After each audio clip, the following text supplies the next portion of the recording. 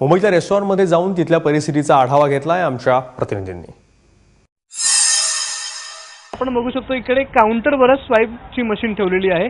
अशा म्हणजे जे मोठे मोठे रेस्टॉरंट्स असतात किंवा मोठी दुकानं असतात यांच्या सगळ्यांकडे अशा प्रकारे स्वाईप मशीन असतात आणि या स्वाईप मशीनमधून जर तुम्ही आज गेलात तर तुम्हाला कदाचित पैसे मिळू शकतात असं आरबीआयने काल सांगितलेलं आहे की दुकानांमध्ये मोठ्या दुकानांमध्ये आणि मॉल्समध्ये जाऊन अशा स्वाईप मशीनमधून तुम्ही स्वाईप करा कार्ड, ते दुकानदार तुम्हाला पैसे देतील। आपल्याबरोबर याच दुकानाचे मॅनेजर आहेत, स्वतः आपण त्यांच्याशी बोलूया। तर तुमचं नाव?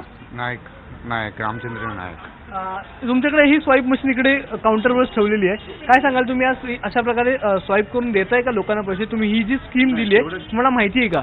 नाही, तेवढं त्यांची बिल होणार ना, तेवढेच पैसे आम्ही स्वाईप करून घेतो।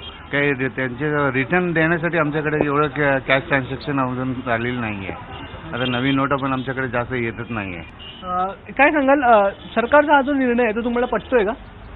सरकारचा निर्णय आम्हाला पटलाय, ते पटलं, त्याच्यामध्ये काही संशय नाही आहे।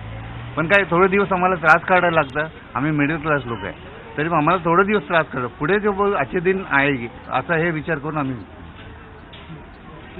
तर जसं की आता आपण या दुकानात बघितलं, त्यांच्याकडे स्वतःकडे पैसा नाही आहेत, जे सुट्टे करायचे असतील ते 100च्या नोट असतील किंवा ज्या नवीन नोट आहेत त्या त्यांच्याकडेच नाही, मग ते लोकांना कुठून देणार हा प्रश्न आहे।